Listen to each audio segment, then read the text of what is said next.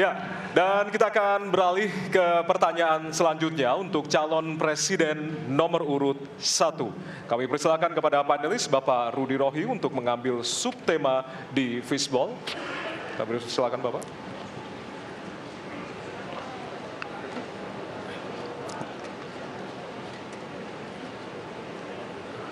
Diperlihatkan kepada kami semua, Bapak.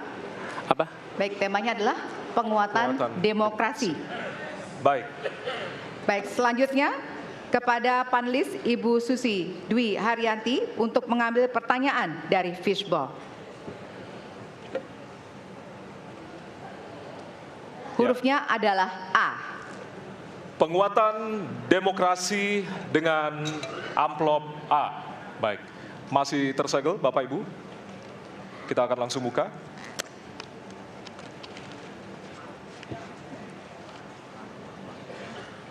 Salah satu pilar penting demokrasi adalah partai politik. Namun kepercayaan publik terhadap partai politik di Indonesia selalu rendah. Pertanyaan, apa kebijakan yang akan Anda lakukan untuk melakukan pembenahan tata kelola partai politik? Waktu untuk menjawab 2 menit dimulai dari sekarang. Saya rasa lebih dari sekedar partai politik. Rakyat tidak percaya kepada proses demokrasi yang sekarang terjadi.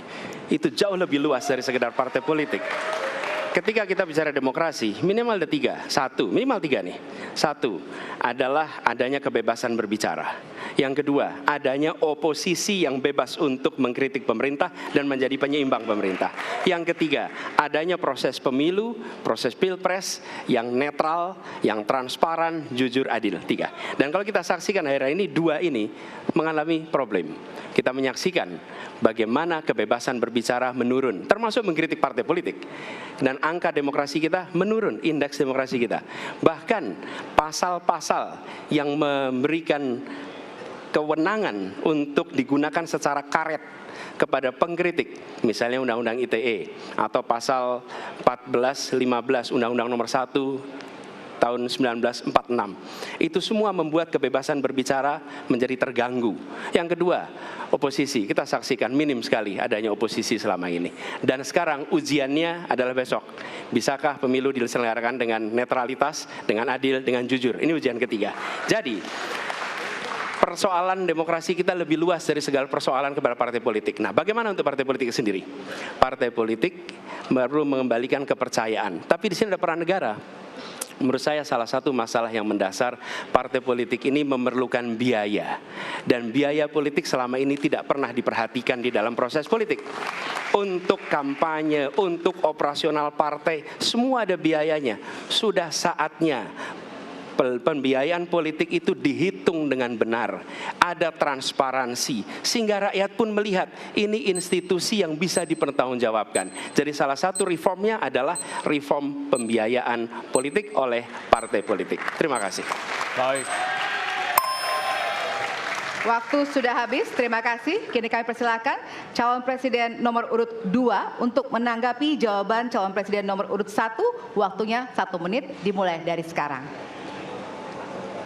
Mas Anies.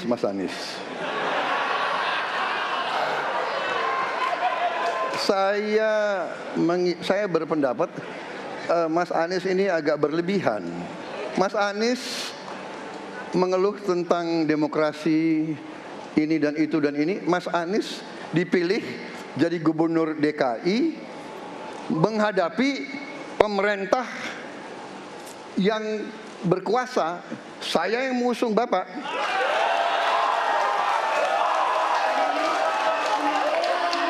Kalau demokrasi kita tidak berjalan, tidak mungkin Anda jadi gubernur.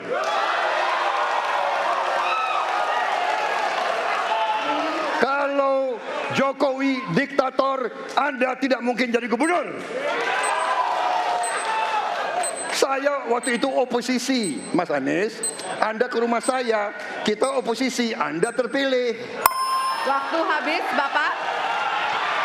Harap tenang, Bapak Prabowo. Baik, para pendukung, kami mohon untuk tenang, para pendukung. Para pendukung, baik. Harap tenang, kita akan lanjutkan dialog kita. Harap tenang, Hadirin harap tenang. Kami sampaikan kembali, hadirin harap tenang. Apabila tidak tenang, maka debat tidak dapat dilanjutkan. Ya, kami mohon kerjasamanya kepada para hadirin yang berada di halaman gedung KPU untuk bisa menaati aturan yang telah kita sepakati bersama. Ya.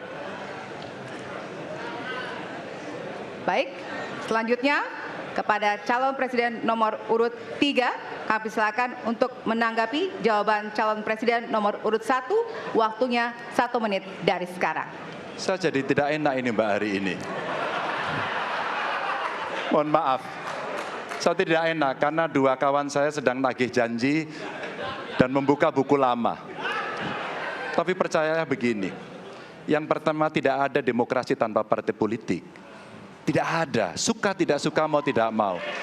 Dan fungsi partai politik itu adalah agregasi, sumber rekrutmen kader, pendidikan politik. Kebetulan saya pernah menjadi ketua pansus undang-undang partai politik. Maka pada saat perdebatan penguatan dari sisi anggaran, penguatan dari sisi partisipasi masyarakat mesti dilakukan, saat itu tidak terlalu banyak yang setuju. Maka Mas Anies, soal oposisi tidak oposisi, soal kepentingan saja kok. Kapan kita bertemu, kapan kita tidak bertemu, dan kemudian kita akan bersikap pada posisi masing-masing. Tapi yang penting, pendidikan politik kepada masyarakat itulah yang menjadi PR besar dari partai politik agar cepat dewasa. Oke, waktu Anda habis, Bapak. Ya, dan kita akan lanjutkan. Baik, kita akan lanjutkan debatnya, Bapak Ibu. Kita akan lanjutkan ke pertanyaan selanjutnya untuk calon presiden nomor urut 1. Ya. Untuk merespon tanggapan dari dua calon presiden lainnya, waktunya 1 menit dari sekarang. Ya. Terima kasih. Ketika kita menghadapi sebuah proses demokrasi, di situ ada pemerintah dan ada oposisi. Dua-duanya sama terhormat. Dan ketika proses pengambilan keputusan itu dilakukan, bila ada oposisi, maka selalu ada pandangan perspektif berbeda yang membuat masyarakat bisa menilai. Karena itu oposisi itu penting dan sama-sama terhormat. Sayangnya tidak semua orang tahan untuk berada menjadi oposisi. Oke? Seperti sampaikan Pak Prabowo tidak tahan untuk menjadi oposisi. Apa yang terjadi?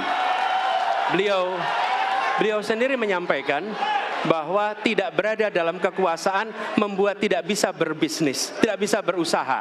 Karena itu harus berada dalam kekuasaan. Kekuasaan lebih dari soal bisnis, kekuasaan lebih dari soal uang, kekuasaan soal kehormatan untuk menjalankan kedaulatan rakyat. Baik, waktu Anda habis, Bapak. Kami mohon sekali lagi kepada para hadirin yang berada di halaman KPU. Ditahan dulu. Baik, Pak Prabowo, Bapak mohon maaf. Prabowo, Bapak, mohon maaf. Waktu sudah habis. Waktu ada sudah kesempatan. habis. Ya. Baik. Hadirin. Nanti ada kesempatan untuk kembali menanggapi. Baik.